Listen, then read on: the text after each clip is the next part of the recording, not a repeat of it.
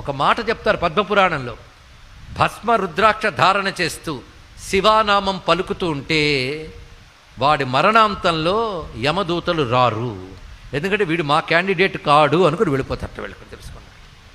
ఏది ఏ సాధన లేకుండా భస్మ రుద్రాక్షలు పెట్టుకున్నా, అందుకే ఏదున్నా లేకపోయినా బొట్టు పెట్టుకోవడం అలవాటు చేసుకోవాలండి. ఇక్కడ వైష్ణవ సంప్రదాయంలో ఉన్న వాళ్ళు అది పెట్టుకోండి, శైవ సంప్రదాయం వాళ్ళు ఇది పెట్టుకోండి. స్మార్త సంప్రదాయంలో భస్మధారణ ఉంది.